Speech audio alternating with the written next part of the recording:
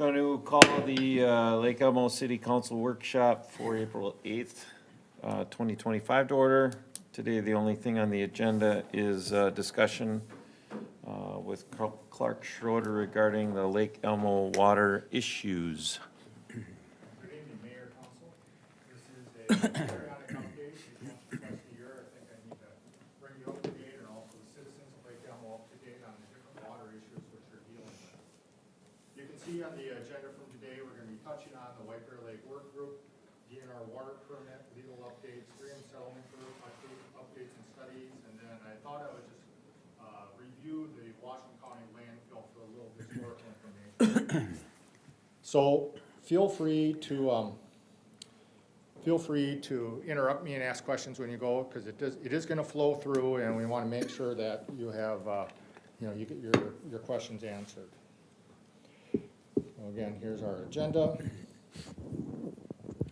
So in 2012, a lawsuit was filed against the DNR claiming that excess groundwater permits in the East Metro led to unacceptably low levels.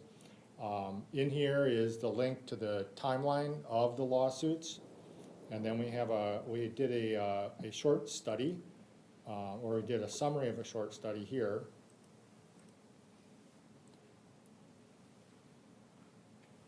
And how do I get to that? It's up. I see it up there, but I don't seem to be able to. Oh, there I can. Okay, yeah. So anyway, we're basically. I'm not going to go through this history. You guys have lived it. I'm just going to say we basically ended this at the 23-24 contested case hearings, and I'll go over what the next case is going to be, which is on April 16th. Is we have a hearing. So I will go through that. So because of this. These lawsuits, the legislators and the Met Council put together the White Bear Lake Comprehensive Work Group. That's a work group that many people have attended. I currently sit on it. Nicole attends on that. And we basically do studies. There's the lawsuits. This is the, for the lawsuits on April 16th at 11:15, there'll be an oral argument at the Minnesota Court of Appeals regarding groundwater appropriations permit appeal. We are appealing the administrative law judge's decision that require us to implement and enforce a plan to phase down to 7590. And then there's a trial in third week in December, tentatively right now, to address the city's objection to the DNR's September 10th, 2024 amendment to our water permits. So Jim Thompson from Kenny and Gravens is our lead attorney on this, and he works closely with Nicole and I to bring us up to date and make sure that we're monitoring this situation. Are there any other cities that are joining in on that contested portion? Yes, I believe there is 3 other cities. I believe there's a total of 4. Okay. The schedule for that, he gave us a schedule. There's, for our side, there's 30 minutes total. And so Jim is going to spend, Nicole, do you remember what that was? He was going to spend 15 minutes on one subject, and then he had one guy could only speak 5 minutes, and then he had, I mean, it was literally, they were going to practice this thing down to how many minutes they get to spend on their 30 minutes on which argument they're doing. Sure. Can't quote that from verse right now. So this work group, as we alluded to earlier, has a goal. It's an overall goal to access sufficient safe water, drinking water for the East Metro to support growth, while also ensuring sustainability of the surface water and groundwater resources to meet the community needs. I'm just going to briefly touch on this. This is the current lake levels, and I think the interesting thing is if we go back to, let's say, 2020, you can see the recent rains we've had have elevated it. So when we're looking at this, this 923 is, the protective stage is 922. 923.5 is where irrigation bans would happen. So if you look back to this timeline from 2020, going through, if it falls below there, which is probably 50% of the time, there'd have to be a total irrigation ban. That is one of the issues which is being appealed from the administrative law judge's ruling is that the irrigation ban was arbitrary, if not capricious, due to the fact that it was under-inclusive regarding residential irrigation ban, did not include commercial irrigation ban or agricultural irrigation. So that was one of the issues which is being appealed, you know, from both sides, frankly, so. So this is part of the studies here, I think. This is what I think is interesting. So we have basically 15 studies. This group, we have $2 million, which is allocated by the legislators. And the anticipation here is that we will not have enough money to do all these studies. We're gonna go back to get maybe another million or 2 million based on where we're at. I'm gonna briefly touch on these studies, as some of these would affect Lake Elmo, and some of the solutions that we may think are common sense solutions to not only support groundwater, but also help with our contaminated aquifers, and the PFAS, such as surface water, is most likely not gonna be coming to Lake Elmo. I'll be discussing that. So some of the studies we're going through here, we can see we have redirect stormwater to augment the lake. And so they have different studies that they're gonna be dealing with that. Actually even conveying treated surface water from St. Paul Regional and construct a regional surface water treatment plant to help with that augmenting the lake. Reuse treated wastewater for agriculture and industrial use. Stormwater reuse for irrigation. Reuse water discharge from contaminated wells. That basically that references the 1007 program and project, which I will be talking about later in my presentation. Treat wastewater from the interceptors and inject it back into the aquifers, which would be a very expensive thing, but that would be one way to support the lake level due to this porous nature of it. This whole issue revolves around that the lake is porous enough that when the aquifers are drained to a sufficient level, especially during peak demand in the summer, the lake drains faster because there's less hydrological pressure supporting the aquifer and supporting the lake above it.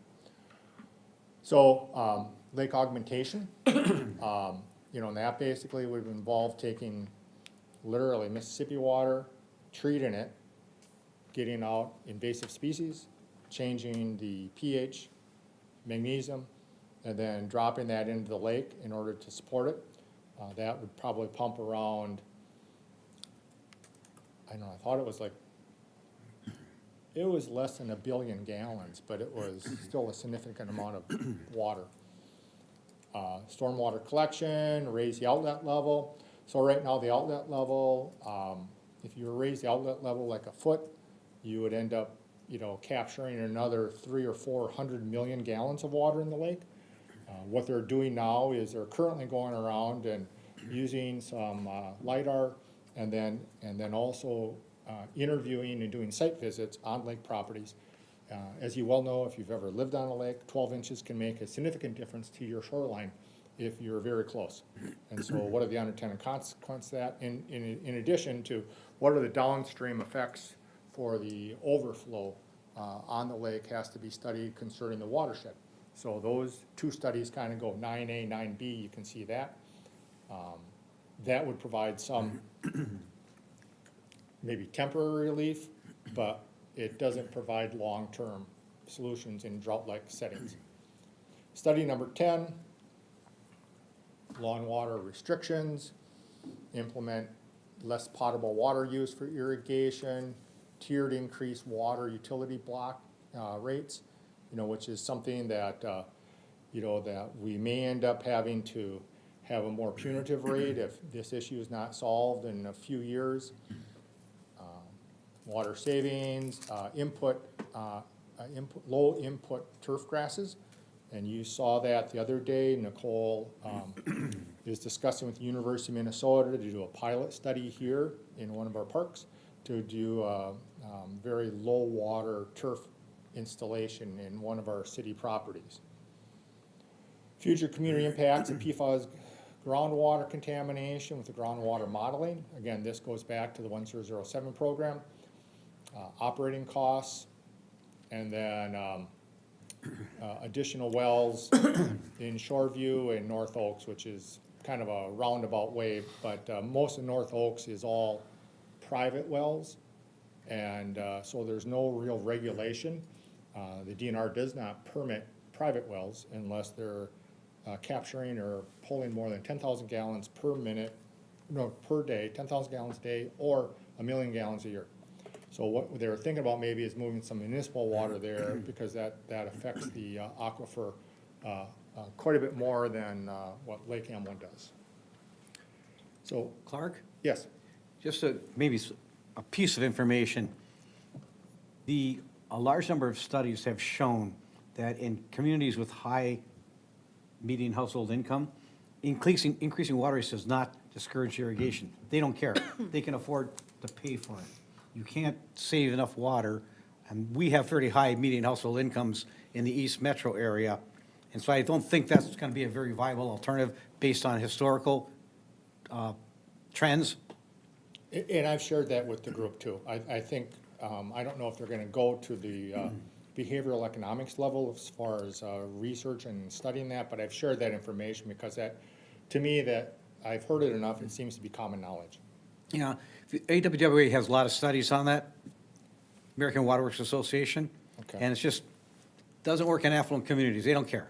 If their water bill goes from 100 a month to 500 a month, they can afford it, they want green grass. I'm gonna go over, and go over the surface water, one of the surface water, proposals, just so you can get an idea of what they're talking about. Why Lake Elmo is really not part of the mix of the surface water, which I think would be great for us, but, for more than one reason, so. So this is where we end up with that irrigation ban, as one of the conditions. So this was the 4 conditions at 923, remains in effect until the water goes up to 924.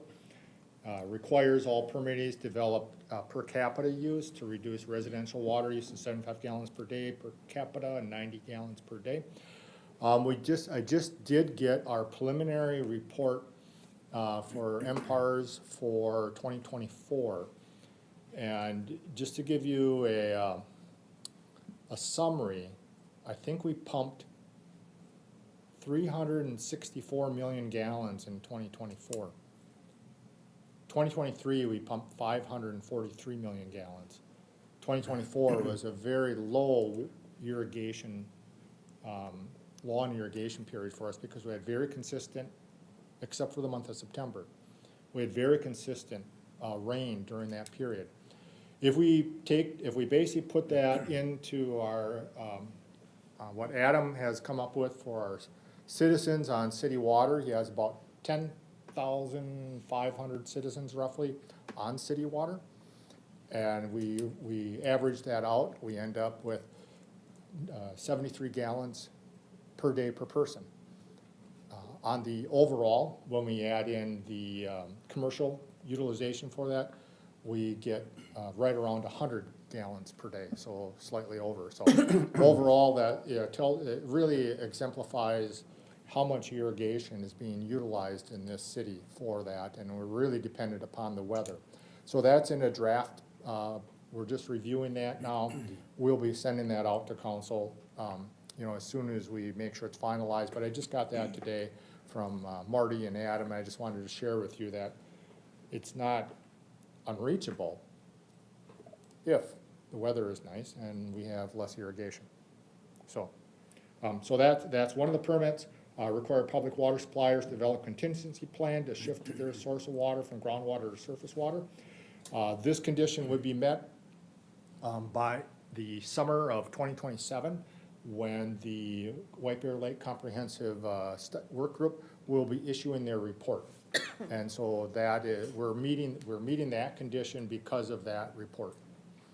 And then require permittees to report to DNR annually collective efforts in other north and east metros to develop per capita water use plans. So that would have to be, we are arguing that point also because that would be, we'd have to submit an enforceable plan that basically sets benchmarks and how we're going to incentivize decrease water utilizations within the city in order to maintain the 75/90 requirement from the Corps Board. So going back to the studies, one study, potential surface water connections to various cities. The proximity of a city to the lake obviously influences the lake level. And I have a presentation here which I'm going to highlight with you. And this is all public information here. So this was from the DNR. And so they're studying, try to get down to the 75/90s, and then they're trying to group together different cities and what effects they would have on there, and also lake augmentation. And then finally in this presentation is injection of treated wastewater into the bedrock aquifer. And so when you see in this study, and I won't go through all 42 slides here obviously, but they talk about Hugo 1 and Hugo 2. If you review what the Hugo comprehensive plan looks like, most of Hugo is developed on the western side of the city. The eastern side of the city is pretty much township-like development, farmland and stuff like that. It's a significant amount of population that could come into Hugo 2 by moving all that land into the MUSA, that from an aquifer standpoint, we need to analyze that as a separate qualifier. The population for that one area to bring into the MUSA would be approximately 30,000 to 35,000 people. So it's a significant amount of population whether they bring it into the MUSA or not. And that's a decision that may or may not be made, obviously, in the long term. The decisions that we're obviously looking at here are 50, 100-year-long solutions. So Hugo 2 is one of those things that we'd be looking at. So this chart here, the green line is the analysis of basically with no pumping within the 5-mile radius. And so you can see here from the 923.5 level down here, for the most part, the lake is above that level. And it's above the protective level of 922, which is the protective level they want to make sure they never go below. And then the other things that they have on here is they have what has actually been observed is this blue line. And then ultimate Hugo 1 and ultimate Hugo 2 are these other lines. So when we start talking about water demands, well, these are the averages. These are over the years where we talk about per capita use, residential and commercial. Here's Lake Elmo. We have an asterisk besides our name because we have a few years during this period where our water utility program crashed out and we were not able to retrieve reliable data from it. And this goes back to 2018, 2019 area? Is that, you don't know? You weren't here either. Anyway, we were not able to get reliable information out of the system. And it was just really screwy, so we decided just not to even include it. So that's why we have an asterisk there. And you can see North Oaks is just an outlier due to the fact, again, like we talked about, most of North Oaks is on private wells except for one small subdivision, which is using a lot of water. So that's why they're out there. Woodbury, that's that. Alternate. I'm going to get to another map here. So some of these some of the scenarios here where we do the analysis is taking Wagner Heights, Shoreview, the city of White Bear Lake, White Bear Lake Township, which happens to have 2 zones, and I think that includes both zones for White Bear Lake, Matamidi, and then running that through the current McCarran's water treatment plant in St. Paul. And then another one would be basically running a new, developing a new water treatment plant and then feeding those same municipalities.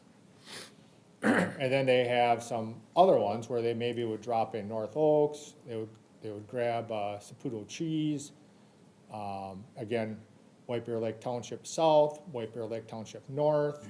And then so they're doing some of that analysis, and then they go through this, and then they come back, and so you get to this slide here, and basically the gray line would be if we remove those cities which are closest to White Bear Lake off of aquifers and move them onto surface water.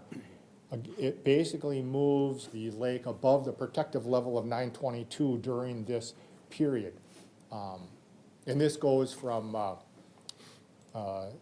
2002 to 2002 to 2016. And the reason it is that way is because we already did some of these studies. As you well know, we've been arguing this issue since 2012. And so this surface water study's already been done once, and they're updating it with better numbers. And this is one part of what the $2 million is gonna go, is to study the effects on current population with current water use to find out would the results be very similar to what we see here. So, and then we have, North Oaks, this thing goes on for, all these different scenarios they're basically studying, and that they're proposing to go through to do the hydrological work on this. And I thought I would just bring that up because, like I said before, I think surface water would be a great solution for Lake Elmo, but as Jack so eloquently has said, 20-year pumping from the lake for Lake Elmo affects White Bear Lake approximately 1/10 of 1 inch or something like that. I mean, I don't remember the exact number. Yeah, 1/10 of 1 inch. That's roughly it, yeah. So it's basically a rounding error, and so it really isn't worth the millions and hundreds of millions of dollars it would take to get water down here. So, so this is I thought I showed this slide. This is the augmentation. And just Yes. that number comes from a DNR report. Yeah. It's not, Jack didn't make that up. Yeah, so. yeah, we're just quoting what they gave us, and that came from the 2016 study, So again, that's why you're looking at the corridor maybe not be totally aligned with practicality implications, but I'm the last one to criticize the court, of course. 780 million gallons a year, basically, to drop, going through a pump station, intake, treatment facility, and then bring it in. And they, these are even, some of the issues that would happen, of course, is you could only do it during warmer months. You wouldn't be able to do it during the winter. And you also have to analyze the temperature differential. So not only do you have to analyze the chemistry of this lake, what kind, the surface water coming from the Mississippi obviously is gonna have higher levels of nitrogen in it due to agricultural runoff through the northern half of our state.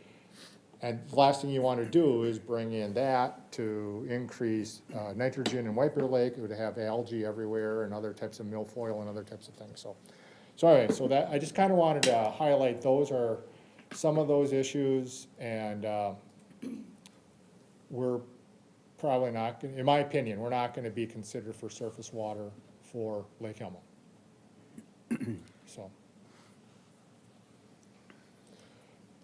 So back to the PowerPoint here. One of the key concerns on the surface water funding is, we just had this discussion last time, which is, so let's say we take these 5 or 6 cities and we put them on surface water. This is going to be more expensive, obviously, because you're buying treated water instead of using free water from the ground. And one of the issues this group would have to study is how would that be funded? Should Lake Elmo and all these other cities that don't get surface water have to contribute to a East Metro taxing district in order to support the increased costs for the municipalities that have to have this surface water? And that's something that would have to be considered. That's, again, we're not studying that now, but that's one of those things, if the studies demonstrate that surface water conversion for some municipalities is one of the solutions, and I really honestly think it's not gonna be a solution, it's gonna be multiple solutions for this. How do you fund it? Does that come from the state? You know, does the state ever, you know, people in Brainerd wanna pay for municipal water in White Bear Lake in order to support White Bear Lake levels? Yeah, probably not. That's one of the issues that we have to study after we get done with this other study. How do you fund it? So Oakdale wasn't included in any of those either for surface water, No, even though they also are very close to McCarran. yes. You know, Clark, the legislature appropriated, I think it was 80 million last year for water treatment in Worthington, in that Lewis and Clark district for water. So, you know, not unusual for people from one part of the state to pay for water for people for the other. That is true, but it's my understanding from that water district, and Nick is specifically talking about a water system in southwest Minnesota. Yeah. That's more of the capital infrastructure to put this together.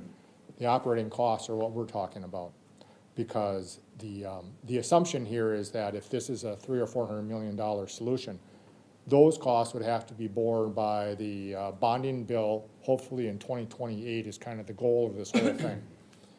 The operating costs, you know, for the next 100 years are what they're talking about. So, you're right. It's one thing to have capital, another thing to operate it. Again, just a slide here, if people or the audience, does not go through the PowerPoint. These are the cities that are in the White Bear Lake Comprehensive Work Group. And you can see some of these cities obviously are not within the court order 5-mile radius. So in this case, you can see down to the south here, we have Woodbury. Woodbury is way outside the 5-mile radius. They are not under the court order concerning the 4 conditions, which I highlighted earlier. They are, however, part of the East Metro Comprehensive Water Plan, because they do affect White Bear Lake in a greater sense than Lake Elmo due to their population of 80,000 versus our 14,000. So, and there's other cities in here that have that are in that because of that. Actually, any questions, further questions about the White Bear Lake Comprehensive Work Group? Or any suggestions, anything that if you had something to say to the group that you'd want me to say? So has it ever been discussed by the group riparian rights for those who are on the lake? Every time we have a meeting, there's one individual, I won't mention his name, he talks about the fact that the people that pump directly out of White Bear Lake, again, are not permitted because they're not drawing more than 10,000 gallons a day or 1 million gallons a year, and they use that water to irrigate their lawn. And this particular individual brings it up every time that he wants that study done to analyze how much water is actually being taken directly from the lake and dumped on. The DNR has said the vast majority of that water that goes on that lawn is just going back into the lake, or it's going shortly into the lake, you know. I don't know if they're gonna do a study on this and spend money on this, but there is a matter of, I think the Public Works Director from Woodbury, Mary, she basically has said it's an equity thing, you know, which is, okay, if we're having people that can't irrigate their lawns across the street in White Bear Lake or in Lake Elmo, but the people that live on the lake can use all the water they want, where's the fairness and equity within that? And that's kind of a messaging thing that we probably will have to address at some point. And for some of the studies where involved from the watershed or gray water reuses, are those studies going to be, again, very specifically for the communities directly around the lake, or are we talking a much larger scale, region-wide in East Metro? So stormwater reuse for irrigation would be part of the greater East Metro area. Because again, you're basically removing aquifer water instead of dumping it on the lawn, you're using stormwater. So that's one of the things that they will be analyzing. What kind of effect can that work with? Now, I went up to Hugo to look at theirs. Hugo, different scenario. They basically put together some very large bodies of water that are city-owned. And so they're actually collecting the stormwater. And then they actually have separate lines that they run to the developments in the area. And they sell that water back to the developers. And so they're collecting water coming off from the developments, and then they're paying for the infrastructure and the pipes and selling it back at half the price of the regular municipal water. And, it's one of those things that, where they're doing this, it works in a compact area, but our city is, 23 square miles. It would be, at this point I think they've been doing this for years and years and years. I think they planned this thing as they're planning out developments. So they knew ahead of time where they're gonna go with that. To retrofit municipal operations to that would be, in my mind, very difficult. I see there's a vacancy for the Metropolitan Area Water Supply Advisory Committee. Has that always been vacant, or is that recent? I'm not aware that if somebody's in there or not. I pulled this off their website. I think it's relatively new, but I can check on that. Clark, isn't Woodbury using stormwater to irrigate some golf courses? I read about that a couple of years ago. Yes, Yeah, that's so. yeah. But it's not a city infrastructure like Hugo. It's Oh, okay. we're doing stormwater reuse right across the road here, or we will be. And then there's a couple others in the city that do that. But again, that's private HOA infrastructure, not municipal infrastructure. Okay. All right, I'll move on. So, 3M Priority 1 group, as you and everybody here has been dealing with the 3M issue since before time, it seems. It's managed by the trustees who review and approve the projects according to their charter. I won't review the charter, but it talks about their specific, what are they supposed to do? They're supposed to have, use the resources for priority of drinking water, clean drinking water, and down the line to natural resource, work and recreation. So, and that's from 2020. So the past meeting notes are all there for you to look at. Their annual report is here. And I think that's interesting from 2024, because you can basically, if you go through this report, you'll be able to see our summary, which the approved projects are more expensive than the conceptual estimate, and hence we're anticipating running out by 2027. And again, I won't go through this whole report. Here's your map of your area.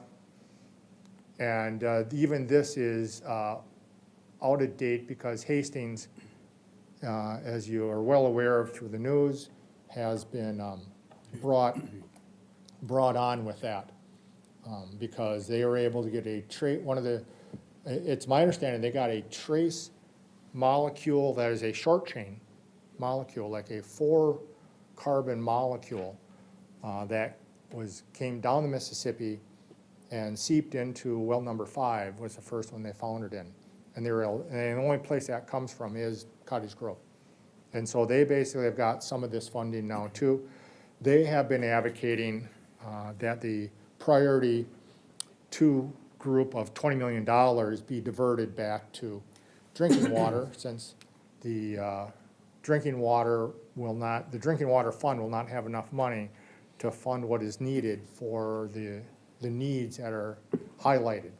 And so they've been advocating for that. I don't know if that will happen or not.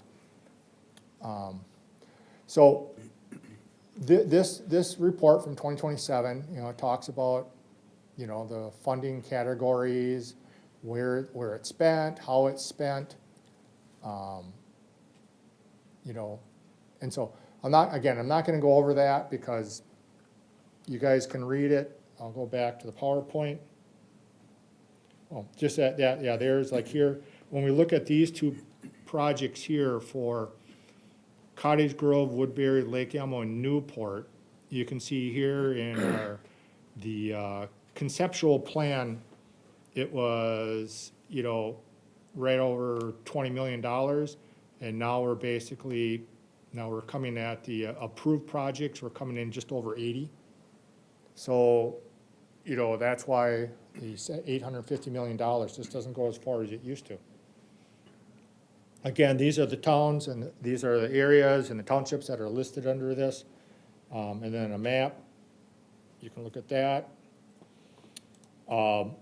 So one of the questions, and city council is aware of this, but the citizens, what are we doing with that money? We basically are treating well number 2, which is in the northeast part of the city, with a temporary, that may be permanent, treatment plant on there. We're hoping to get that online by sometime this summer in order to help with peak demand, because right now we don't utilize that well unless we absolutely have to, because it does have PFAS in it over the EPA 4 parts per trillion. And so we occasionally have to utilize that on peak demand days when it's 95 degrees on a Friday and everybody's watering. But that water is pumped into the system. It doesn't, nobody in the city gets direct water right from well number 2. It goes down through the lines and gets mixed with the other wells, well number 4, well number 5, and in our towers, and then gets redistributed back to the city.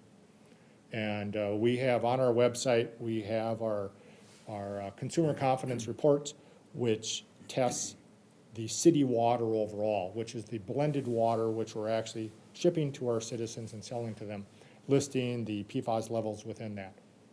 So South Water Treatment Plant, we're currently negotiating. That's going to be down on 10th and Inwood area. We're basically talking to the landowner right now, trying to figure out the land we need for that. And then we're conceptualizing a North Treatment Plant, well number 4 and 5, which is on 50th Street, either side of 50th Street. We'd be looking at putting a treatment plant in there. It is creeping up with PFAS. It has levels that are low, but it keeps increasing, but it's still below the 4 parts per trillion. So it's not required for us to do this, but due to the trajectory of it, we're anticipating it's going to go over this at some point. So the MPCA and the trustees have supported us at least doing some preliminary work, doing plant design and estimates in order to figure out what that would be. So with those numbers with 4 and 5, say they don't rise within the next year to above 4 parts per trillion, what have the trustees said in terms of funding? Are they prepared and willing to allocate it if they're averaging 3? I can't answer that question for them. I have not asked them that direct question. It's my understanding we're going to have to, you're going to have to meet that threshold in order to have them allocate funds. So I don't have a better answer for that, but I can ask that question next time.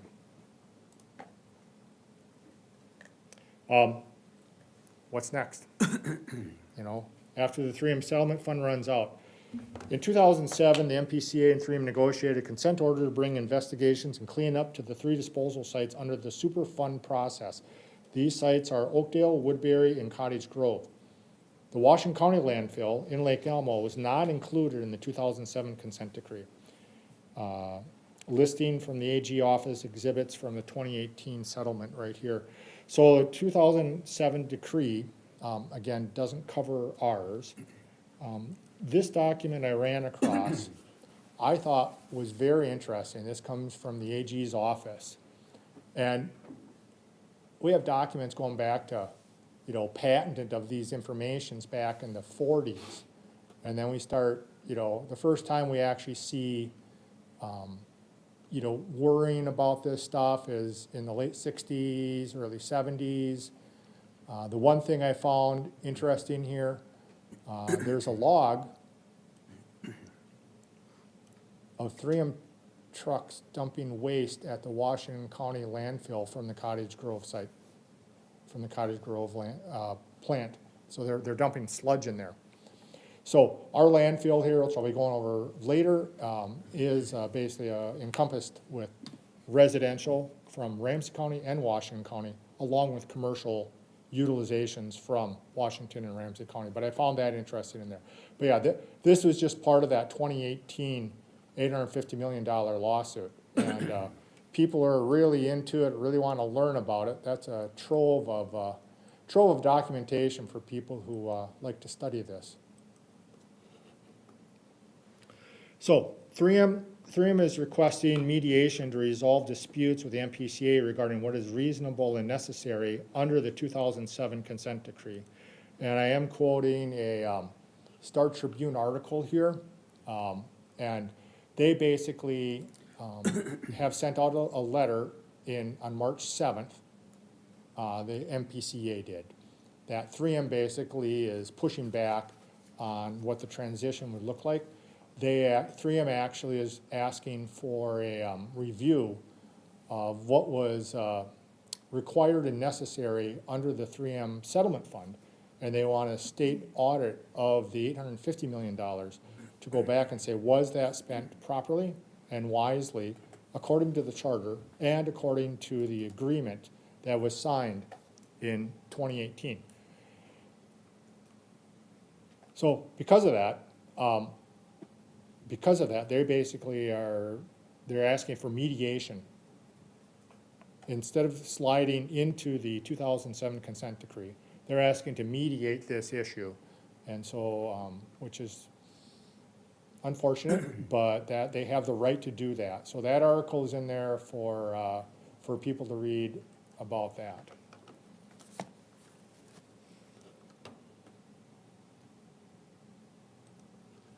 Okay, we'll go back to the PowerPoint. So one of the issues when we're talking about the Washington County landfill, you may ask, why is Clark harping on this? You know, this is something that's been around. So our plume is influenced also by not only the Washington County landfill, but also Project 1007, which is a project that stabilizes the lake levels in the Tri-Lakes area from 1987, but also created a path for PFAS transmission to be further downstream. And so this is the project, this is kind of the flow of Project 1007 going down to the St. Croix River.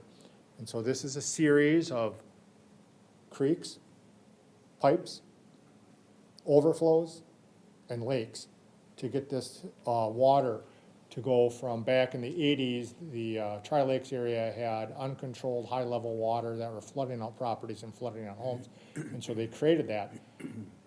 Unbeknownst to them, it ended up with collecting PFAS from Washington County and the Oakdale site, Riley Creek, and well, now you got PFAS down here in West Lakeland Township in every single private well. So there's a better example of the flow underground. So just because it flows above ground, it also flows at a different path underground. One of the issues that is going to be affecting Lake Elmo is the different molecules in the aquifer that come from Washington County landfill and the Oakdale landfill. There's not a single molecule that comes out of Oakdale, nor is there a single molecule that comes out of Washington County landfill. So it's not a simple analysis to find out what the percentage is. There's a mix. And we're talking about PFOA, PFOS, and a couple others. And so both landfills have like at least three signature molecules, but there's a certain percentage that comes from, it's like maybe 70-30 or something that comes out of Oakdale, and it's 60-40 the other way on Washington County. So by the time you look at this slide and you look at the different aquifers and you look at the different mix when it comes downstream here past Riley Creek, going to Lake Elmo Park Reserve, going down further, it's like, whose responsibility is it to pay for the cleanup on there? It is not 3M's responsibility to pay for cleanup from the Washington County landfill. That landfill is owned by the City of Lake Elmo. And we took possession of that in 1995 from Washington County. And we're not exactly sure why. Susie is looking into that. She's been trying, at least calling people that are around back then, but we haven't figured that out yet. That's just a curiosity of my question. So when we look at the mixture here, there's going to be some sort of negotiated, discussion between 3M and the MPCA concerning who's going to pay for what. The Washington County landfill in our city is under the closed landfill program. And there's a specific fund in the state that pays for, mostly they pay for protection of further environmental degradation. So they basically try to make sure that things are capped. They make sure that if there's any leachate, pumps that need to be happened underneath it to collect seepage within it and have that treated, surface water, runoff, and that's traditionally what they do. And I haven't got a direct answer, but they basically concerning, will they pay for remediations? Will they pay for all these municipal and private wells in the city for 100 years for what comes out of the Washington County landfill? And they're like, well, yes and no, because again, this is not all their issue. It's also 3M issue. So this is where we need to be engaged with the MPCA as we go through this process, because at the end, whatever doesn't get picked up, at least on the municipal side, will be picked up by us, the water users. And so that's one of the reasons we're anticipating operation and maintenance costs going up, because we're anticipating some of these costs not being reimbursed, at least in the short term, because maybe another lawsuit or protracted legal arguments between 3M and MPCA. So if not all 3M, who else contributed to the PFAS pollution in the dumps in the aquifer?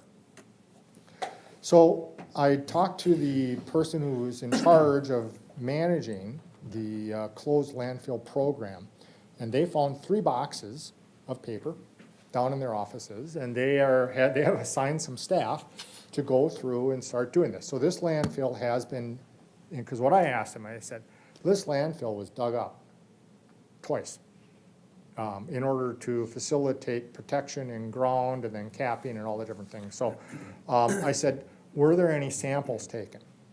They have some records of it, but this thing hasn't had anything dumped in it since late 74, early 75. And so it really was only in existence as a dumping site for 10, 15 years. So there are some records on it, but it basically was Ramsey County and Washington County residential and commercial operations. So that's a good question, but I'm not sure we'll be able to find that out. At a certain point, and it's my understanding, because it has been taken over by the MPCA under the Superfund project. The Superfund project and funding was created in order to limit multiple layer lawsuits for contamination.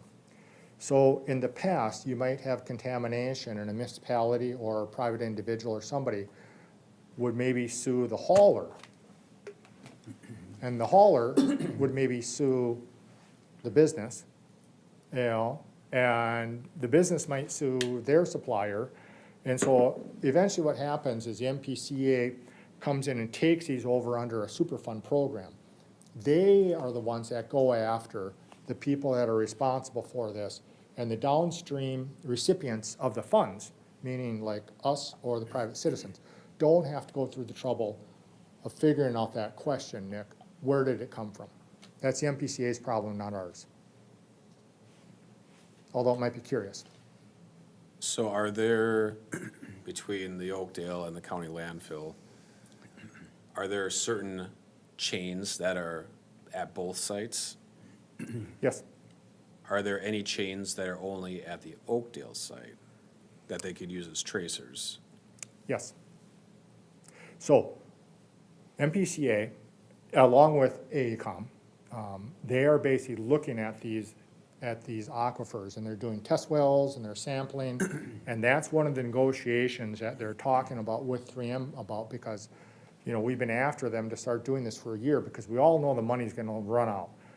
And so they are looking at that, trying to figure out, how do you come to a consensus of what's with Lake Elmo? It's gonna be, obviously, it's gonna be different in Oakdale.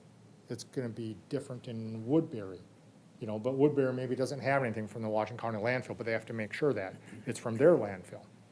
You know, so in my estimation, we are unique in this process between the Washington County landfill and the Oakdale landfill.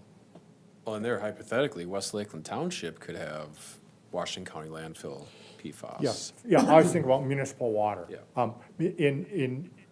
In my understanding and talking to the MPCA, private well treatment systems would just be paid by the Minnesota Pollution Control Agency.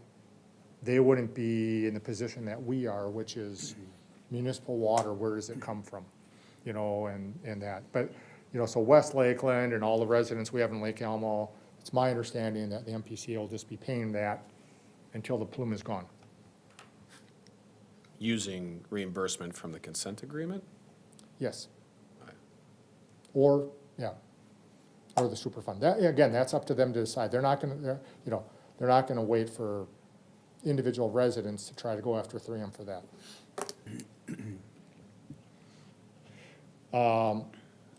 So, I just said these individual filters would have to be on there till the plume is gone. Now, what does that mean? One of the long-term goals, obviously, is to eliminate PFAS in the aquifer. The only way to do that is pump out the water, re-inject it back in, or divert some into drinking water. And so, one of the projects that we're looking at is this multi-benefit well array. And you, as city council members, you have seen this before, but some of the citizens have not. This basically would, through a series of wells, pump out water, and then treat the water, and then push some of the water back into the aquifer in order to create a hydrological wall, in order to limit the continued expansion of this plume to go down to the river. And so it would, and then some of the water would be redirected back to municipal use for, in this slide, in this proposal, it'd go between us and Oakdale. So you can pump out water faster, then you can re-inject it back in. You're basically, you know, you end up with too much pressure, you end up with, you know, almost like a fracking system where you end up cracking your aquifer and creating other unintended consequences if you pressurize too much water into it simultaneously. We did have a meeting with basically AECom, MPCA, and Oakdale, and we just had that last week. That was last week, wasn't it, Nicole? Yeah, and we had the engineers involved. So one of the things that we're talking about, as you're going to be doing this study, they're going to be doing the hydrological study first. But the second study that we're concerned about from cities is, how does this work financially? You know, are they going to be utilizing our treatment plant? Are they going to build a new treatment plant? Are they going to be selling water to us? Are we going to be selling water back to them after it gets treated? All these things there's no answers to. They have to do the hydrological studies first, and then we have to figure out the finances of it. Figure out, one, where would the capital come from? And this is, again, this is a few $100 million you're looking at on this board here. And then how would it operate? Where would the funds go? We wanted to share the information that, even though this is probably a good idea, because, you know, I asked the question, I said, what happens if you don't do this? And, you know, the problem is this plume, I mean, this could last for whatever. It could last for 500 or 1,000 years. Whereas if you pump all this stuff out and you stop it, you might be able to stop it within a couple hundred years. And so they really want to do this, but again, this is going to be a funding issue. Who pays for this? And that's going to be the juggernaut. But in order to get to that question, you have to figure out this question first, which is what does it look like from a hydrological standpoint, the pressures, the water flow, the rates, you know, and then we figure out what happens from an operational standpoint. And we wanted to share with them the fact that we can't wait. I mean, this is a nice solution, but we can't wait for this solution. We need water relatively quickly. We're gonna be developing our plant down in 10th Street as quickly as we can because our population continues to grow and from a redundancy standpoint, we need more water. We can't wait for the years it's gonna take to figure this out and get funding to do this. Hence, what does that look like for when they're done? We don't know. But I thought I'd just let you know that, this is something that, we are thinking about the backside of this also from us and Oakdale too, obviously. What does the finance look like from Looks like operations? There's a and- couple lines down into Woodbury, but I don't see any information regarding that. These lines? Yeah. Yeah, so these are injection wells.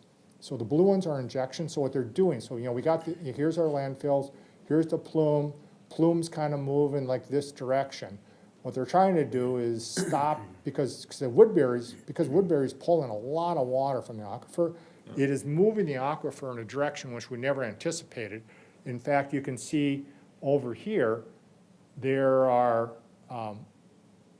injection wells here because they actually have some of the plumes going this direction, southwest, and it shouldn't go that direction. And so those injection wells are to corral this thing to get it to go in one direction. You can see even all the way down there along Highway 95 or Stagecoach, I don't know what road that is, way on the far side there, but they're injecting water in there and they're pulling water in, West Lakeland Township there. So again, this is and along here, So the blue is injection wells, black black is well, pumping wells out, I just didn't see the, yeah. And then yeah, our treatment would be, right there. treatment would be here, here's our water, one of our water towers, our treatment plant would be somewhere in here. As you can see right now, pumping capacity for treatment, we're designing a 4,000 gallon per minute. Oakdale there has, 5,000 gallon a minute on one of them they're looking at. I have heard numbers that this system might be anywhere from 10 to 14,000 gallons per minute. So think of the capacities, think of the pipes, think of your pumping stations to move the electricity to move that around. I mean, this is not a cheap thing. So, I'm looking at the numbers compared to 2020 and 2040. This multi-benefit well-away system is far greater than our current system. That is correct, yeah. Yeah, but the majority of the water from this system It's just, would be injected back into the aquifer. Yeah. The excess water we would have. This would not replace our, this would not take this might handle growth for us going, past 2040, but this would not replace what we're having to do up on well 4 and 5. We might be able to eliminate well 2, but, Because when we're thinking about the treatment plant down here, you heard Jack and Nate talk about, well number 6 and 7 going to that treatment plant. In our mind, we also, at some point, due to our growth, would have, well 8, 9, 10, type thing. When we're going on to ultimate growth, the Met Council is looking at, we would need 11 wells. Well, this would handle that. We would maybe just stop at 6 and 7. And then the rest of it would be covered by this. based upon the gap between extraction and injection. Precisely. It's just a slide that, again, the conceptual funding, 2007 consent, long-term, the 3M settlement comes in, community water rates and private wells help fund it, and then going through there. So yeah, that's just, it's kind of a mix, and we don't have a really good solution for what that's gonna look like because there isn't a solution right now. Again, this just talks about the commingled plume. Discussions with MPCA are underway to develop funding framework for both private and public water systems in Lake Elmo. However, the details are still being finalized. The agency is also exploring the contributions from the 2 landfills in the area. Lake Elmo staff will continue to work closely with MPCA, 3M trustees, and 3M itself. Although we're not in direct conversations with 3M at this point. One of the things I think, and this is just a reminder, council is aware of this, but I think citizens should be aware of this. Why don't we just sue 3M? Well, we signed an agreement, we settled a lawsuit with them in 2019. It was a multi-year lawsuit that had been going on for years and years against 3M v. Lake Elmo. And so this agreement releases 3M from any liability from PFAS fluorinated organic substances. The lawsuit agreement is here if you wanted to read it. Because of this agreement, Lake Elmo cannot sue 3M for costs related to PFAS cleanup or treatment. And so that's one of the reasons why you'll see, as a municipality, we are limited in 3M. It's for us, our best chances of getting financial restitution here is working closely with the state and the MPCA going forward in the transition between the Superfund site and the 2007 consent decree. This is just more made up of the different molecules on here. I do have a listing here for the private wells. One thing that is interesting is if you look on the private well site and you look at each individual well, you can see, you'll be able to see the individual molecules that are being tested for that. And so if you had nothing better to do with your time, you could look at all these wells and see for yourself which molecules are coming from which site. Again, but we have hydrologists and engineers that are reviewing that, right now. So, but you can see here, West Lakeland Township, had decided a while back not to have municipal water. And all these wells, even these green ones, will eventually, everybody's gonna have their own private system. And so that's one of the reasons why you see the state wants to do the multi-benefit well array, because otherwise every single private well in this whole area will be contaminated for 500 years. Any idea on how often they update this map? I clicked on one up in the Tri-Lakes area just last week, and it was from January. So, Yeah, I know somebody that had a green one in West Lakeland, and then they had it recently tested, and they're getting a gag filter put in, so. yeah, I'm just curious. we have talked to them. I mean, they've done a lot better job the last time we talked to them about this particular update issue and lack of current. That was last summer. They have done leaps and bounds in not only testing capacity and turnaround time on the testing, and they've done a better job at this too. But yeah, it takes a while to get those things to go. We're in West Lakeland Township up until end of 2019. And our well was detected contaminated PFAS in 2018. We were right on the Stone Ridge Golf Course. Yeah. So here goes back to your question, Jeff. The PFOS is a primary PFAS in the Oakdale site, whereas Washington County landfill, PFBA, PFOA. The main point, though, is both landfills have a mixture of all 3 of these, which we test downstream the aquifer. It's hard to tell where they came from. So those are the 3. And then obviously, unregulated PFAS in my mind is also something. The short chains are something we're gonna have to be looking at, which are unregulated at this point, because I don't think they frankly have a very good technology to look at, test, and analyze, 2 carbon atoms on that type of thing, so. Again, the city took ownership of the landfill in 1995. The city is looking into the history of why and if there's any disclosures at the time. Both Washington County and Ramsey County utilized the landfill from 69 to 75. And then this site is from the MPCA. This is again managed by the closed landfill program.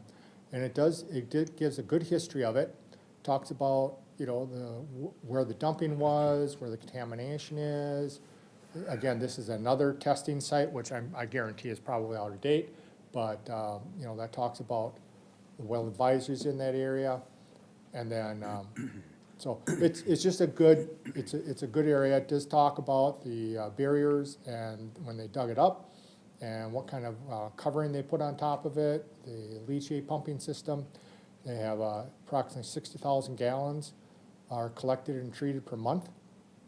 So whenever you have a landfill, and of course there's gonna be mixtures of organics and other materials in there, they leach water out of them, even though the top of this thing is capped with, you know, basically rubber and other types of surfaces, so no rainwater or surface water gets into it, but we're still pumping 60,000 gallons that goes to the bottom of this thing into a pit. And they pump that 60,000 gallons up every month, and they treat that. And the important thing is that the bottom is also sealed where it wasn't previously and why it had to get dug up a second time. Yeah, it's sealed with 3 separate layers of clay and then, you know, 100 mil plastics and rubber and all sorts of stuff. Yeah, it's an engineered thing. We do have some old boxes upstairs that talk about the 90s. We have the resolution when we took possession of this thing, but it doesn't really give us much information or clarity of why we thought it was a good idea to take over a landfill, but maybe it was somebody's box they wanted to check off, you know? That's my presentation. So, any questions for Mr. Schroeder, Councilmember Dragisich? So, from a, perspective of how this all gets paid for, the one maybe wild card in the whole thing is the residents could step back and say, my water bill's gone up because someone dumped chemicals into the drinking water, and so I'm paying X amount more per month for my water. I've been damaged, and I haven't been a party to any litigation. And they do a class action lawsuit against the polluters for those increased costs. Has that discussion come up? Not really, because as an individual party, and here's where I'll probably be stepping outside of my knowledge set, individuals cannot sue the state on a Superfund cleanup site. Look, they sue the 3M. It's an interesting concept because Yeah. they're the ones that are damaged by the increase in their water bills every month. And you've probably got 300,000 people in these cities combined that are gonna be paying more. And someone may step back and say, well, what do we got to lose? Well, if you were in a city that was 100% covered by the 2007 consent decree, theoretically, you should be covered under that. Yeah. Again, but those are all negotiations and those are all unknowns. We are probably unique in the fact that we're probably gonna have a hole based on these negotiations because of the 2 landfills and the different molecular makeup of the plume. But you're right, I mean, somebody could, I don't know, tackling 3M would be a daunting task for any law firm. But the potential reward is huge. Think about that. Your water bill goes up, pick a number, $50 a quarter for the rest of your life. And there's 300,000 people. Well, The net present value of $50 a family for 30 years. Yeah.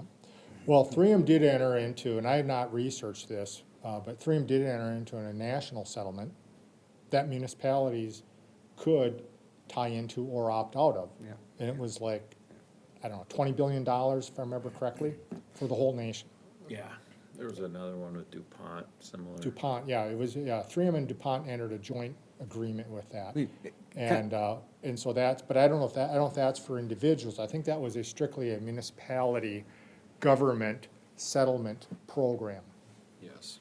You think about I don't know, we've had all these class action suits over drugs and everything else, and it's a thought that went through my mind that when we were talking about, the operating costs might not be covered by the 2017 settlement or the state settlement.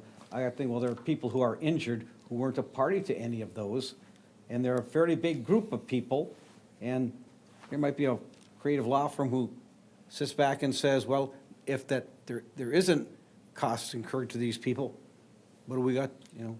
Well, I don't think any of us here are lawyers or should be playing lawyers. Well, I'm a Philadelphia lawyer. Well, you're something, that's for sure. Any other questions for Mr. Schroeder? Anything I can bring back to these other groups, you know, that you're like, hey, I want you to ask this question, or I want you to look into this, you So know? either way, with surface water for Lake Elmo, a preliminary analysis will be done as part of the project. Whether it's a quote-unquote study, whether it gets funded is another matter. But for our purposes of fulfilling what is in the suit, there will be documentation to show what it looks like to supply Lake Elmo with surface water. I don't believe so. So if you go back to that slide that I had, and it had those, a box that had all of like eight or so different municipality, 8 or different scenarios. Those are what they're going to study. So if there's no final product showing, even at a high level, here's costs to hook up Oakdale and thus Lake Elmo, how would we be fulfilling our requirement? So it's my understanding, talking to Jim Thompson, that basically this would suffice, because we could study it and decide it's not practical. In this case, this study should show that it's not practical. You know, I still would prefer they at least give numbers. yeah, so this slide here, you know, we're not on this slide. No. And this is where they've kind of landed to figure out where we're at. Is that primarily due to the proximity? That's exactly right, Okay. yeah. And I fully get that. It is going to have a larger effect on it. There's also, to me, that other variable of Oakdale is extremely close to a connection point off of McKnight, and we are directly connected to Oakdale. So I don't understand why it went as a low-hanging fruit just to check off the box. Even if politically the legislature is not going to, say we can reasonably hypothesize that they may not fund it because the impact to the lake is not great. I still want to, again, I consider the PFAS situation to be the far greater long-term thing than lake levels for millionaires. That's a whole other ballgame. PFAS will be here for 1,000 years. The lake level solution is gonna be solved long before PFAS. Yeah, so I think the answer to that is we already know from the 2016 studies what limited effect Lake Elmo pumping has on White Bear Lake. Yeah. And because of that, I think it's pretty obvious to look at it and say it's not worth the money to do that. Now, you'd rather just have that in writing, so, Well, and because of the PFAS issue. yes. And as you spoke before about the operating costs of that being shared by everybody, our part would be then relatively small because we have such a small impact on the lake level. Yeah, so those are the issues we'll be talking about, you know, a year and a half from now, maybe. But I brought that up because I want to make sure that, you know, how much are we gonna be asking us to pay to make sure the lake level is supported so that Agnes Heights has surface water? Yeah. I mean, that's a big deal to us, because we're gonna have people that are gonna be like, why should we pay to do that? But the same aspect, you can't expect Agnes Heights to pay the total cost of this buying water and the operating cost to do this in order to support the lake, when, like us and, you know, other municipalities are benefiting from that. So I might have missed what you're inferring there. You missed that point. Well, you mentioned it earlier, but is that almost inferring the creation of a taxing jurisdiction? Well, so I basically mentioned that in my slides, which is, I said, that's one of the solutions we might have to look at. There could be another solution, which is, there could be a surcharge that wouldn't be a taxing district, but, you know, if you have a surcharge, it's a variable that's affected by the rates that you set every year, and if you're gonna do this long-term thing. So the first thing is, would it be beneficial to do this? And these are these studies are gonna show. The second thing is, what is the cost? The third thing is, how are you gonna pay for it? And, you know, early on, I'm like, you know, cause I would rather not be stuck having to increase water rates to pay for people in Vagnes Heights to have surface water, so the lake levels don't decrease. I mean, this is like, we're like 4 times removed from this operation. But that's one thing that, that's why we're at these meetings, to make sure our voices are heard and we're representing the city of Lake Elmo in the city's interest. Yeah, the irony would be tremendous in that situation when they then get clean surface water and we continue to be forced to pull polluted water because we can't access clean water. That would be a pretty horrific irony. Yeah, so, I mean, when I talk to some of the engineers that are working on this, they get the fact that, you know, going through Oakdale over to Lake Elmo would solve this PFAS issue for us. But that's not the charter that this group is on. You know, and I don't think that, I mean, I could be wrong, but I really doubt that 3M would pay for all of these treatment plants if they thought that converting to surface water would be a more viable long-term solution. Question I have is, you know, just fairly large costs in grabbing water from the Mississippi over. White Bear Lake flows into Bald Eagle Lake. There's 2 water sources that flow into Bald Eagle Lake. One is the channel from White Bear Lake, but there's also a judicial ditch number 1.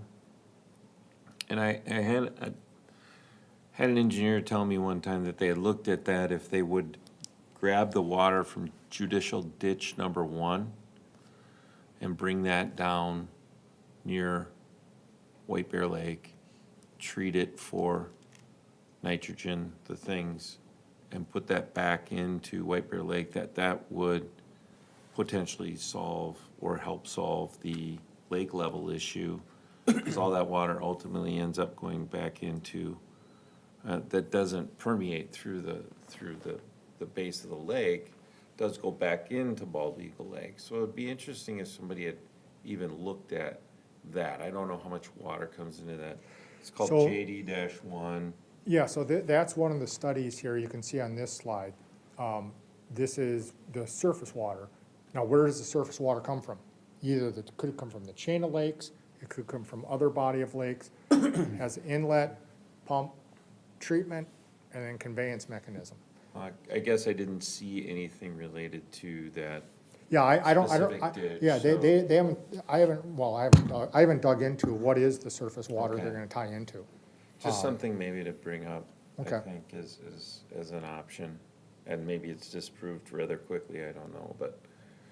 Yeah, I mean, one of the things, I mean, I'm not familiar with that ditch, but the question is, Comes in on the southeast side of Bald Eagle. I mean, they're Lake. looking for 780 million gallons a year. Yeah, That's a lot of water. I mean, that's millions of gallons a day. So it'd have to be a pretty substantial ditch or river, basically, to provide that. I just want to go back to, Jeff, what you were saying. So was I hearing you, I mean, it sounds like you're really pushing for, despite the White Bear group not wanting to bring the surface water, you think more that is the solution we should still be aiming for? I mean, I have a bias for it, but Yeah. when I look at the 100-year, 200-year, 500-year window and the long-term cost associated, especially since we no longer can presume 3M will fulfill its legal obligations, surface water is not clean, right? It still has to be filtered, and there's a treatment plant that St. Paul uses. I find it hard to ignore it and to just, we're sticking to long-term forever on groundwater. I would rather know further and have those costs known so we can make informed decisions. And it might not be a 2025 thing, it might be a 2050 thing or a 2080 thing, but PFAS is, it's not going away. Whereas the White Bear Lake issue is going to be resolved. in some way, shape, or form. PFAS is not. So that's the lens where I'm coming from, but I guess and the reason I'm bringing that up is I'm somewhat on the same page of, I would prefer to keep exploring that, and I don't know if that's, again, I mean, Clark, you're there, this is obviously, there's a lot of variables going on, and, I guess I would appreciate maybe a little more, or continuing to push for that discussion. I see a lot of these other options as, trying to play Mother Nature a little bit in some of these situations, and it doesn't seem like that's worked out too well in the past when we've tried to change water levels and do things like this. And I just tend to think that surface water could provide the solution without trying to change a bunch of variables and without so many experiments to figure out exactly how to do it appropriately, and missing variables along the way, and then having unintended consequences as the result of those decisions. I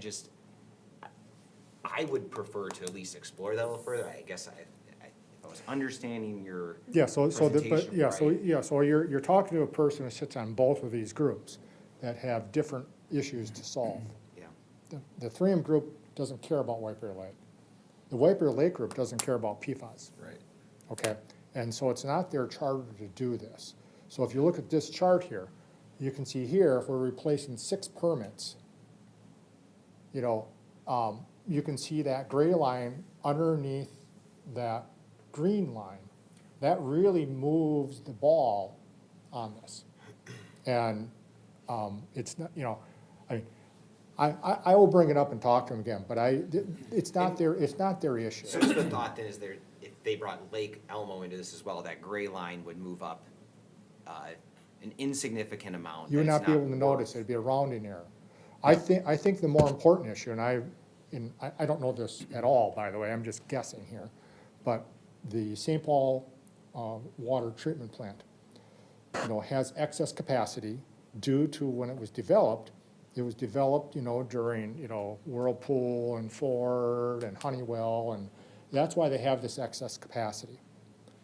So if that's a finite number, you know, even, you know, you think about it, if you were to bring Oakdale and us onto it, you may be taking that capacity away from what's gonna affect the lake, which is the charter for this group. We're not supposed to worry about PFAS, we're supposed to worry about the lake. Even though in Lake Elmo's case, it would be beneficial for us. I think during the course of working with some of this PFAS settlement money to hook up some of the larger acreages which had wells impacted, the DNR's made it fairly clear that they're not really interested in the two issues to them are not commingled. So I definitely hear Councilmember Herman, Councilmember Holtz, what you're saying, but until the state offices make any sort of connection or combination thereof, I don't know that that's gonna get any legs to it. So let me ask you this, I'm gonna interrupt you, let me ask you this, because you guys were here, I wasn't. When you started going down this road of starting to talk about treatment plants, did you talk about just running water right through Oakdale, not even hooking Oakdale up, but just running the water out? Did that come up as a possible solution? yes. It was discussed multiple times whether it might be part of the town, and maybe we split the system. But it was always discussed as, this is gonna be something we're gonna find out more in the future. But it was never, you know, what are we exactly gonna study? But yes, it was brought up as definitely something that could happen and may impact our future. And I fully agree. These two things are separate legally, fully agree. It's just now we're able to have a discussion as a group about water. Sure. And so I firmly believe in the utility of this. I would also be curious, because we're both on priority 1. The group did do high-level studies for surface water connections for 3M settlement dollars. They weren't pursued because of political reasons outside of Lake Elmo.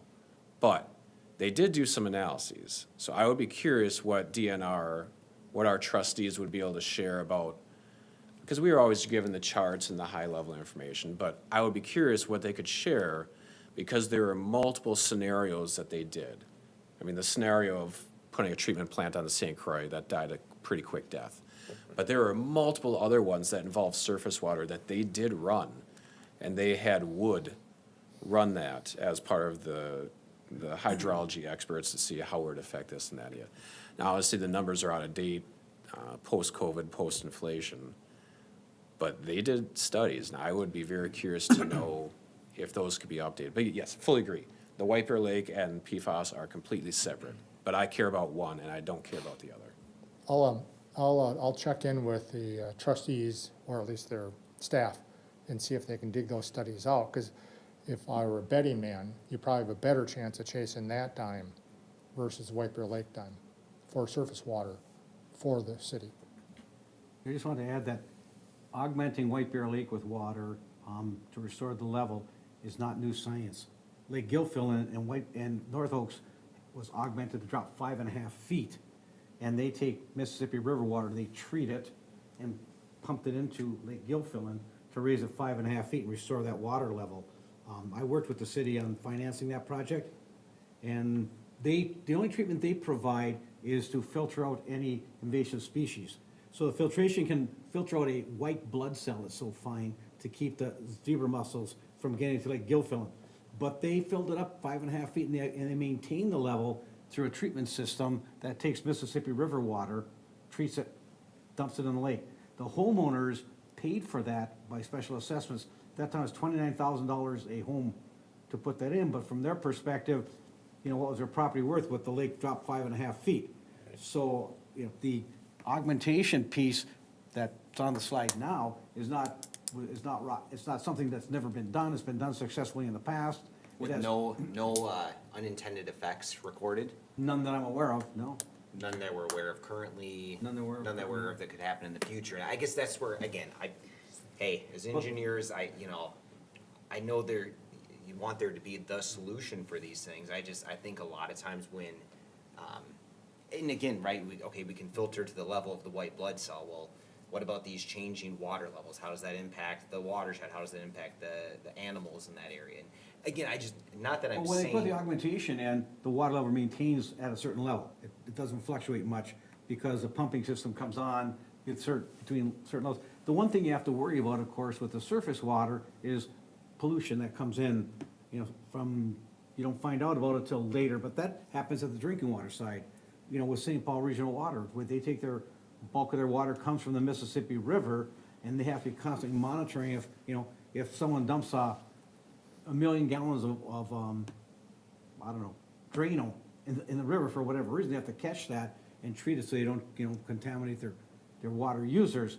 That is one of the downfalls of surface water, though. But the augmentation is nothing, not rocket science. In fact, this treatment to reduce nitrate and phosphorus and other levels in there is a much more advanced treatment than Lake Gilfillan has. Yeah, I mean, during breaks at this group, when you're talking to other city people, this is what we want. Lake augmentation, it's like, why go through the cost of, city conversions, all these other, this is what kind of the city people want. Can we get there? I don't know, maybe we will. But again, even here, what's the financing? Assess the homeowners that actually care. Well, that's what we all say, but, that's one of the things. See, so this is a this is tens of millions of dollars to do this. Well, it comes back to what's the economic impact of each option on a net present value basis to the people who would pay.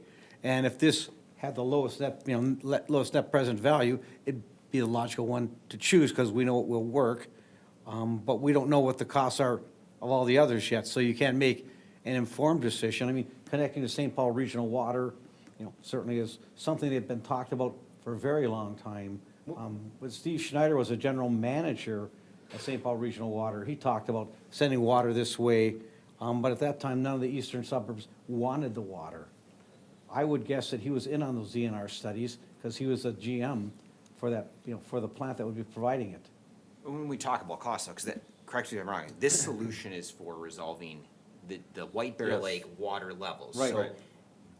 yes, let's factor in the price of what this would be, but that doesn't also solve the issue of the water quality. So I mean, if we're gonna be paying for this and for another solution for quality, you know, we do need to look at those together versus if it was the surface water, we'd be correcting both issues with that one solution. But then you could be, you know, you still have the PFAS thing to solve, yes, no question about that. Could we go back to the slide with the, that shows like when we remove the 6 municipalities or communities or permits? So with that gray line that's shown there, did they, when they did these studies, did they break it up and show how much each of those permits or communities impacted that change? Or was that just they selected those 6 and they totaled it all up and they drew So that line? that, so this is moving 6, this is with Hugo 1. I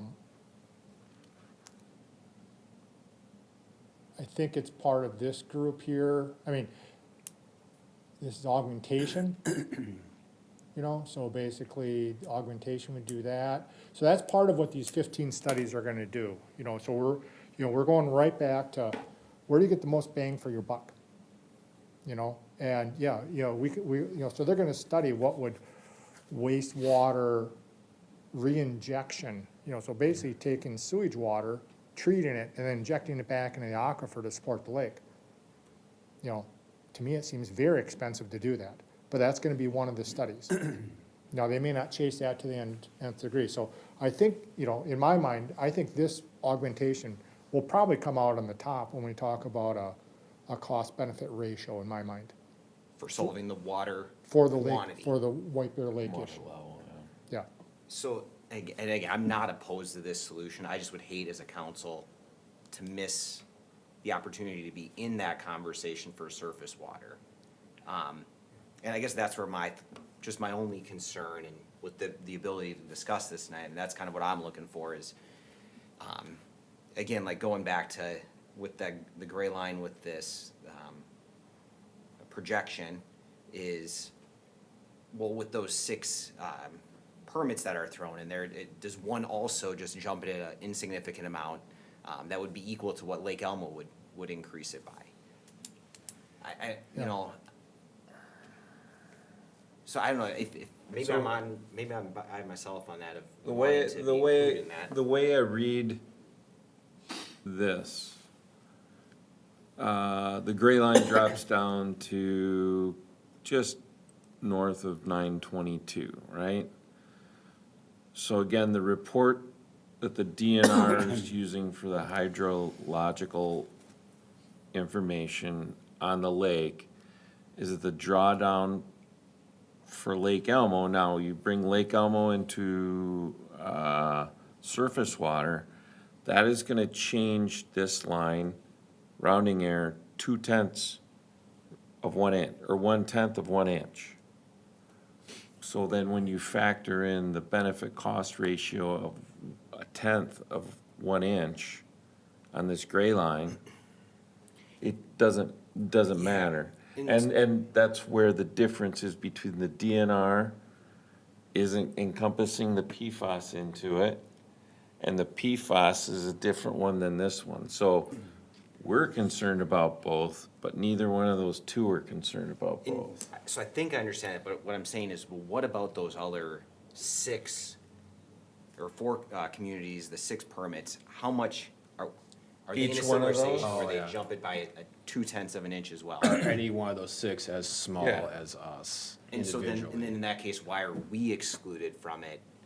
If there's one community that's causing 90% of that fluctuation, And and I the think- other 5 are causing 10%. Yeah, what I heard previously was that much of it had to do with proximity to the lake.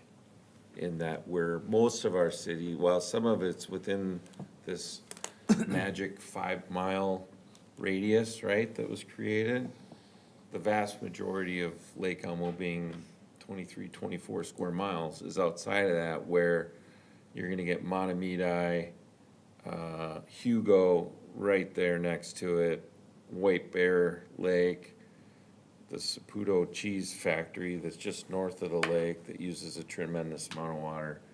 I would imagine that they do, now, maybe somebody does have a breakout, like Matamidi uses would affect the lake by 2 inches, and Saputo Cheese impacts it by 1 inch, and Madness Heights impacts it by 3 inches, and White Bear Lake impacts it by 4 inches. That, you're looking for each individual of these, and Yeah. so they cumulatively Just to show reach it, I mean, that. does, Yeah, I would Is there assume, another I would inconclusive? assume somebody has that information to come up with the combination of those communities and permits to show that graph on the line. just to see if there's another insignificant I one, would you know, be- were we excluded for some reason? I would be very curious to see that, because the North Oaks one that you're talking about is one neighborhood. It's called a Wrap Farm. It's one neighborhood. Obviously, it's far closer, it has the proximity, but I would love to see our impact compared to that one neighborhood, and why did they make the cut? Well, but I think you're also looking at, when you're looking at the, and I'm assuming some of these studies and what they've done, but just looking at where they've put their focus is that when you look at the benefit cost, you're wrapping in 6 or 7 areas that can be impacted with the minimal cost of piping and treatment. And then you get to Lake Elmo that is further away, to loop that in, probably bounces your cost beyond any reasonable measure and throws out that benefit cost ratio, you know, So, too far. and- Would be, but that's my assumption. Yeah, so again, I think I can understand all that and understand the reasoning behind wanting to exclude it. I'd hate for us to lose the opportunity. I think 'Cause, I mean, that's fair, these- it's a fair question to ask. Because again, these are all studies that are gonna get done and they're gonna determine what they wanna do based off of the findings from these studies. They're gonna study the effects, Study the and then effects. they'll estimate the Then they'll cost. And so if they And then do they'll weigh these- those 15 studies against each other and say, where do you get the most bang for the buck? Well, and the kicker for me is, we can't have surface water without Oakdale. And obviously, that, well, and we could, it would be, Or North St. Paul. or North St. Paul. So it's not just Lake Elmo, it's Lake Elmo and Oakdale. So, again, now it's, 0.2 of 1 inch, but again, I just want to know. So then we have that information as we start to deal with the inaction of 3M, so we can make a more informed decision. So yeah, it's kind of leveraging this process, but I wanna know. And especially since the studies are being paid for by someone else. And if we don't have that opportunity, it sucks. It really does. Because I don't want to have our taxpayers be forced to pay for something, for studies, because we're being polluted. And if the study's being done, why not just add one additional and they could look at it from a, Well, they actually did this study in 2016. That's where we got the That's where you got 1/10 of, that's where we got the 1/10 of 1 inch. Yeah. And what they're looking at, and they got a whole cadre of studies. If you look on the website for the White Bear Lake Comprehensive Group, they have all of previous studies that study this issue for the last decade. And so what they're doing is just updating those studies with current information. But what they're looking at specifically now is what you see on the board here. And then I would presume that 2016 study was probably done with data from 2010 through 2014, which is again why I would want to see it updated with not only our 2022, 24 data, but our 2040 projections, which didn't exist in 2016. Yeah, so we're working with Greg Johnson from the Met Council, and he basically, we're estimating a very large growth in population, about double what we see today, in ultimate buildup. So I'll be dead, but I mean, it'll be, we're thinking 30,000 people eventually in this city. We have 14,000 right now, because we're just guessing high as a worst-case scenario. Because I don't know if it's gonna happen or not. Future councils will make those determinations. But as a worst-case scenario, so we're trying to estimate that, and that's what they're building in the model, is that ultimate growth, not what we had in 2010. And so that's when you look back at that water use table that had the green and the blue bars, They're trying to capture data from 2012 going up to current times in order to project and so all the cities are doing ultimate build out. And that's why when you look on the board here, you see Hugo 2 as a system, you know, on here. Well, they're not on this one, but they're part of this. This is a Hugo 1 and Hugo 2, estimations based on, the blue line is actual here, and then these two lines are ultimate Hugo, because they have such a effect on this system, whereas we don't. I think the thing to remember about the surface water connection is you'd probably have to build a pipe all the way from somewhere close to the St. Paul Treatment Works out here to have the capacity to serve, and There's a connection off of McKnight that's big enough to serve. for Oakdale and Lake Elmo, yeah. Perhaps there is, but then you don't want to have just one, you don't want to have something coming from North You St. gotta- Paul, so you if gotta something, loop it. yeah, if something broke, you wouldn't be without water, but I don't know. One of the If things that the That city. pipe's big enough to serve our future growth, then we're lucky, but typically, there wouldn't be a reason to build it that big. One of the things that the cities that are on this list have talked about, which is, do we maintain our infrastructure? Okay, do we rely on that one pipe, or do we keep our infrastructure going? How do we pay for the infrastructure, which we've bonded for over 20 years, for our current system, that maybe we're not gonna use, maybe we will use when we're getting surface water? I mean, all those issues are gonna be coming forward. Easy peasy. Yeah. It's all as clear as mud. My dad always said, if somebody comes to you with a simple solution for a overly complex issue, he either doesn't understand the problem or is not invested in a solution. And he was a minister, so probably knew what he was talking about. All right. We're good with that. We've given Clark a couple things to take back and ask questions about. We appreciate your time and effort on that. We do have a council meeting next week. Prior to that is the truth and taxation meeting. If people have gotten their proposed property tax statements from the county, I will be out of town next Tuesday, so Councilmember Holtz can run the meeting. Anything else, Administrator? We also have an EDA meeting in between. There is an EDA meeting, Very true. short one. Yes, So All we're go- right. We're going Truth EDA Council. that sounds about right. Yeah. All right, with that, we're gonna adjourn this evening's meeting. Thank you very much. Have a good night.